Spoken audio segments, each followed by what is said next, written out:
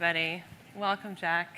Welcome. Thank you, Cecily. Thank you. It is incredible to have you both here.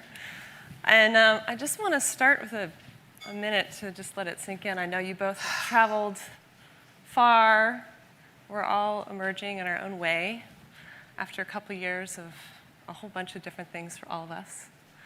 And it's just very powerful to have you here and everyone. Thank you so much. What a privilege. I know when we were preparing, Jack, you had some questions that you thought might be good to just familiarize ourselves a bit with who's in the room today. Yeah, it feels really important. First of all, I'm really happy to be here. I've been in Wisdom 2.0 since its genesis, and it feels really important to connect somehow and not just get on stage and be Dancing Bear or whatever, we're hired. Especially Dancing Bear is Russian, so we have to, but we'll leave that aside. We'll get to that. So I have some questions for you. How many of you are technologists, where that's your main work? Okay, I'm a minority. How many of you are therapists, counselors, teachers in the helping professions? You're helping those technologists. Okay, that's great. How many of you are scientists? Wonderful. How many lawyers? Yay, there's a handful. Parents? Oh yeah, about half the group. How many of you meditate in a regular way? Wow, that's fantastic. Many, many. All right, how many of you are concerned about the growing polarization in the society, in the world? Pretty much every hand. How many of you are concerned about climate change? I want you to feel this too. It's not just that you raise your hand, but that we're actually in this together and in this conversation together. How many of you hope that technology will help solve these problems? And how many of you are concerned that technology could also be misused and make things worse? So look at that too. These are part of the reasons actually that we're here, to have this kind of a conversation and the time we're in. So yeah. I appreciate it because there's a way of feeling, okay, now I know who we are in this conversation. Yeah, thank you for doing that. Thank you for doing that. So we have some big topics we're going to get to today. I wish we had hours, but we'll make the most use of the time we do have. I wanted to start with something a bit personal. So we are all really effectively emerging on theme with this day from a couple of years of, for many of us, isolation, changes in the way that we work and live, relate to family and beyond. And Jack, I'd love to start with you just kind of in this moment, in this time. I know you haven't actually even been in a room like this since COVID began, so it's a huge honor and privilege that you've joined us today. How has this emergence been for you and your work and your being? I'm actually taking it very slow, partly because I'm about to turn 77, and I haven't had COVID yet. I'm sure I'm going to get it, but I'm putting it off a little bit and see. Please do. It's fantastic to see people in person. I mean, we've been longing for that. Look, Zoom has been a lifesaver, and it's been shocking to see how good it is in creating retreats and creating connection. And it's still a really limited channel, that screen. And there are things that we get nurtured by and need from one another. And so I'm just kind of coming out and going, I want to be cautious, but this is who we are. Yeah. We really have to hold hands together. Yeah, beautiful. Thank you. Diego, how about you? Similar to Jack, this is my first time at a live event since February, since the last Wisdom 2.0. Wow. Yeah, that happened right at the cusp when the pandemic was reaching the United States. So it feels quite beautiful to see old friends, to meet new people. I was really fortunate to have a pretty tight affinity group, a group that I could spend time with in person, other fellow meditators, and then my wife's family and my family. So we had our unit, but it's nice to just be here together as a collective. Yeah, get to share space. Similar to Jack, just I haven't gotten COVID yet, so we'll see what happens. But it's nice to just like to live life together. Yeah. Yeah. It's a club I hope you guys don't have to join. Yeah, that's excellent. So when I think about the two of you and kind of the theme of this talk in general is about just generations and how you both have this very powerful presence, impact, voice. You're very different followings and very different modalities. You did both go on some type of a life journey or quest and have some experiences and bring back some knowledge and experience. Very different quests, but you did both have this feature of your paths. And you came back and you found ways to share your teachings, your learnings, your wisdom with these broad audiences. You both are very successful authors and inspire so many people around the world in different ways. And it's obvious to see maybe one is more in teachings and in books and in retreats. And Diego, you're leveraging technology really for healing. It's something John spoke about this morning. Like, technology can actually be used for healing. But I wonder, and maybe we wonder, are the teachings evolving also? Or is it just the way that we're delivering them that is kind of adapting to our times, digital or not? Yeah, that's a great question. I think it's kind of all the above. I think the teachings are definitely evolving because that's the nature of when you receive a teaching, it enters your perception, it hits you with some truth, but then it also goes outward through your perception, so it's not going to be quite the same as what you got. And I think just for me personally, like I take meditation really seriously. I think that's when I conceive of my own identity, the first thing is I'm a meditator. That's what I take seriously. When I plan my year, the first thing I do is plan my time for retreats, and then everything else comes after. But I don't really, when I enter the digital space, what I want to do is sort of reflect in a way where I'm actively trying to reach people who've never seen a therapist yet, who've never meditated yet, people who are just starting to turn that lens inward and give them something to reflect on. And in that way, I've sort of taken the teachings and synthesized the way that they've affect my everyday life. And so I think they definitely are changing, but I think it's great to be able to leverage just the tech that we have and enter a space like Instagram that can be so difficult on the mind, right? Just like making you more addicted, making you more lonely, affecting you in these ways that are not good for your mental health, but then try to flip the script and bring forward simplicity so that it's much more easier for the mind to process, and just like encourage people to follow the things that help them be the best version of themselves, as opposed to just feeding their craving, which is a lot of what's happening on the internet. Yeah. And a follow-up question to that, do you find that what you're offering through Instagram is just pouring out of you from your practice, or are you in an engagement with your followers? Are you learning from them what they're moved or inspired by? Yeah, I think I'm definitely learning from them, but more so on the smaller scale. I think for the Instagram account itself, I try my best not to read comments, and for the sake of my own mental health, it's just like too much. And the DMs as well, but I take much more seriously, with my Substack and my newsletter that I'm putting out, which I put forward a lot longer, deeper writings, and I'll get emails back from people, and that is, there's this sort of touch of vulnerability and genuineness that you get from that person-to-person contact through email, whereas, on social media platforms, people can just kind of they just kind of say whatever, and a lot of times you just read rough things and you're like, I don't even know how to respond to that, so I'm just not going to. Yeah. That's great. It's inspiring to us all. And Jack, so A Path with Heart, which is one of your most beloved books, and something that has been a resource for so many people, and just a kind of a cornerstone, I believe, of your work and offering as an author in addition to a teacher. This was 47 years ago you published it, and you're still such an active and generous teacher in the community, and I know you offer so much, and we'll talk a bit about what you're doing globally as well soon, but have your teachings evolved? Are you shifting with the times as well? So first, I want to talk a little bit about the question of, do things evolve? And I loved your answer, Diego. Yeah. Of course they do.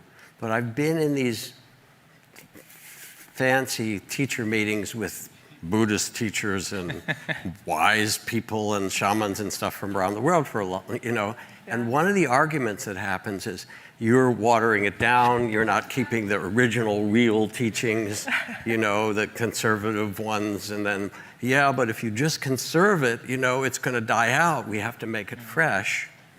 And I listen and I remember that, as the history tells it, that right the week after the Buddha died, he said, you can abolish some of the minor rules and things, you can change things. But he made the mistake of not saying which things you could change. So all of a sudden there was an argument. Okay, well, he didn't say, so we should keep everything the same. And then these other people said, no, he told us we can change it. We need to. And they started fighting. And I'll sit in that room and I'll say, you are probably those same people born again to try and figure it out in this lifetime. But what's true is that the answer for things, we live in a very black and white culture, and the answer is yes. We need conservation, and we need depth, and that's really important. And one of the beautiful things that online teaching has begun to show us is that there are ways to do that. Yeah. But we also need, Buddhism was patriarchal, forget that S, whatever it is. We don't need that. Buddhism there are things that really do need to evolve and become more conscious, and both of those are important. One of the things that's a really big gift, and you sort of pointed to it, Cecily, is that I've actually been doing a lot online, and one of the questions that people ask more than anything around the world is, how do I get a teacher? Because almost everything online is one way. Yeah. Here's a meditation, here's some beautiful teachings, here's something you can do. And it goes to your very first question, we actually want relationship. Yeah. We want to be known and know. So I'm part of a new company called Cloud Sangha, and you can get a teacher who you meet with every week in a very small group for a year, and they get to know you and you know them and you work in your practice. And this, to me, is one of the blessings of what's possible, of how we can foster growth. And I've also got this other teacher training with Tara Brach, the mindfulness teacher training. We've got 5,000 people in 70 countries who've learned to be mindfulness teachers and compassion teachers. All around the world, this couldn't have happened 10 years ago. Yeah. And the pandemic has actually made it all the more so. So in some way, we're being invited to evolve and find new forms. And at the same time, we have to pause regularly and say, what's the deepest thing that we can teach and share and be with? How can we create a genuine space of attention and respect? Yeah, beautiful, thank you. I'm going to add one thing, sorry. Please. And that's because maybe we'll get to it, to global issues and things. Anybody who looks can see that no amount of technology, biotechnology, nanotechnology, space technology, AI, all that, is going to stop continuing warfare and racism and economic injustice and climate change, because those are all rooted in the human heart. Yeah. That's where they start. And so we now have to have the miracle of the technology matched by a transformation of the human heart. And that's the place that we sit in now as human beings. One thing that you both have touched on, and it's inevitable given the theme of this conference and gathering and audience, is both the light and darkness of tech, the might and power, but also the potential for misuse. And I know we have a number of people here today and likely live streaming who are in these kind of cutting edge industries of virtual reality, or crypto, those crazy people, or AI. And there are more and more seemingly healing opportunities being offered with these technologies, while also other just pure addictive entertainment ones. What's your counsel to us as co-creators of this next generation of tech? A lot of us are calling it Web 3. What's your counsel to us on not straying into the dark side? How do we make sure that this is used for good And where do you see the real potential within these spaces? Is it the big, huge tech companies, or is it fringe, or micro communities? It's a huge, huge potential problem. I think it's one of the more sort of scarier problems that we have that is not talked about enough. I am a huge fan of Yuval Noah Harari.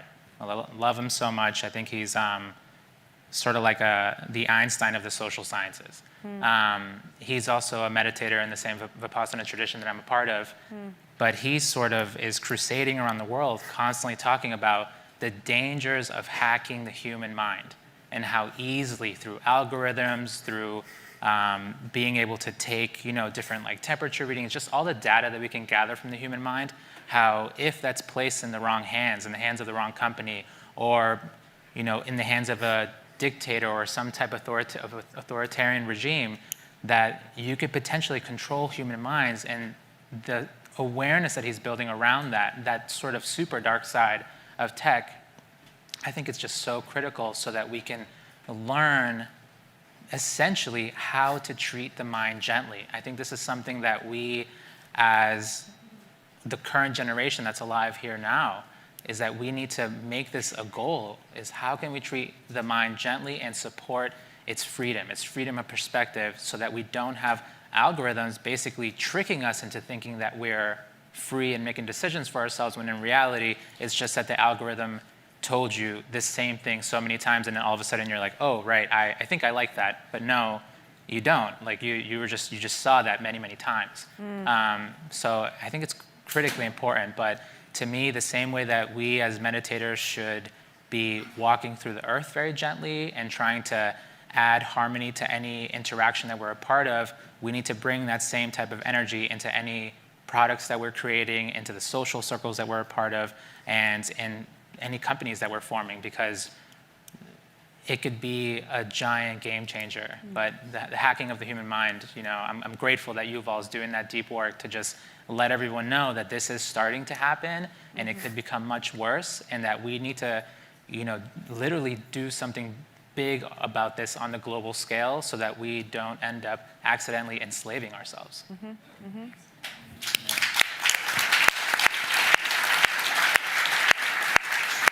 So we have these huge forces that you're talking about, Diego, and they're also on different sides. There's AI.